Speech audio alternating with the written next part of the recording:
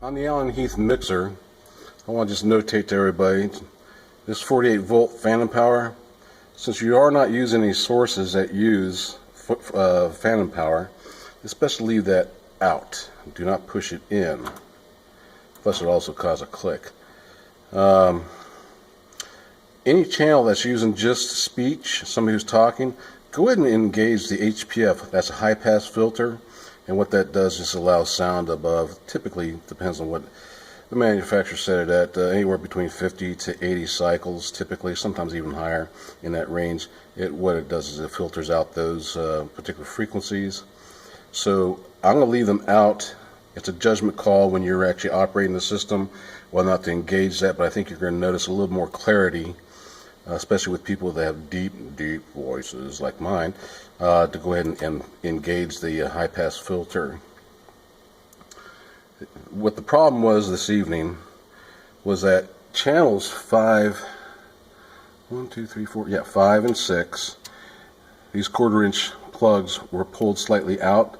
Now that, of course, was a workaround, an attempt at a workaround, I should say, to try and get sound out of those ports. But the initial problem is, if you look closely, channels 1 through 4 here, as well as 15 and 6 or 14 and 15, have XLRs going in.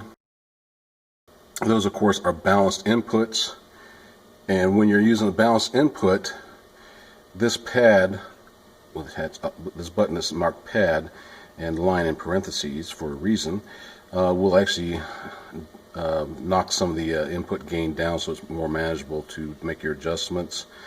A typical situation like that is like if you got drums or something that's really a loud sound source, you might pad that, especially like some electronic devices have extremely strong signal. Go ahead and pad that signal so you can actually work with it more easily with the input gain.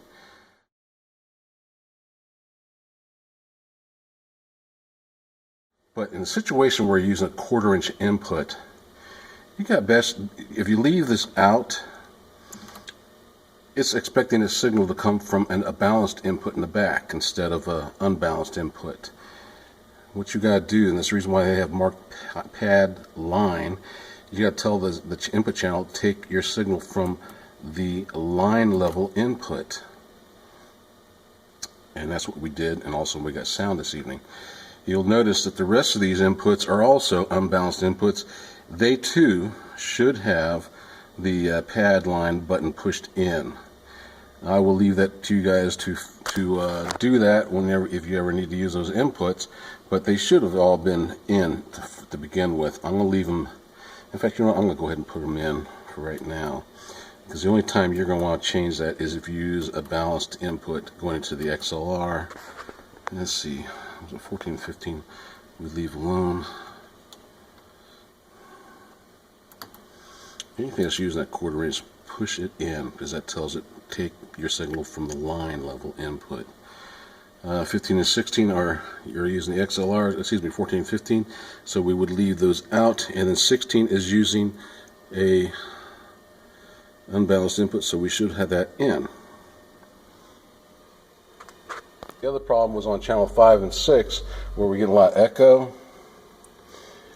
That's because the signals, all these various signals coming in, go out auxiliary 5 and 6 and go back over to the codec. And the codec signal is coming back in on channels 5 and 6, not to be confused with auxiliary 5 and 6. They come back in on channels 5 and 6.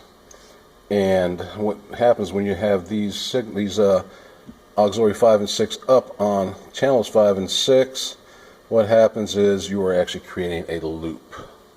And that's the reason why you'll get that echo, sort of like that tunnel sound, as if you're like in a sewer. That kind of problem will occur, and you end up having to turn it down, just trying to help minimize that. But as a result, of course, you decrease the signal. So what you want to do is leave these all the way down, sort of like that JPEG that Paul showed. That I initially, when I initially put the system in line, I said I took these off completely. I would take these off, so there might be situations that might arise where you want to go ahead and put some of that auxiliary signal from channel 5 and 6, coming into channel 5 and 6, back into auxiliary 5 and 6, as long as it's not creating a loop.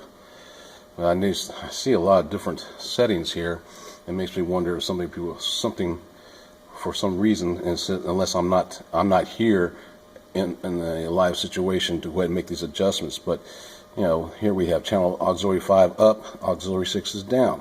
The only thing I can assume is the operator wanted to create a stereo image going out of the board that did not have anything coming out of this particular channel going into the right side or the left side of their stereo image, but just wanted the auxiliary 5. So I have a feeling a lot of these adjustments are incorrect. But here was the root of the problem right here, and also choosing the line in selection on that input gain. Make sure the 48 volts is not out. I'll leave it up to you to try out the HPF, but unless it's music or an instrument or sound source that has a broad range of, such as music, go ahead and engage the HPF, because it will actually help give a little additional clarity to the voice, whether it be a male. Not so much of a difference in female voices, but a male voice has a deeper, darker tone. You want to go ahead and put the HPF high-pass filter in. I'm not going to do a video on how to set up your EQs, but I think that pretty much covers the basis on what problems you guys were having with the mixer.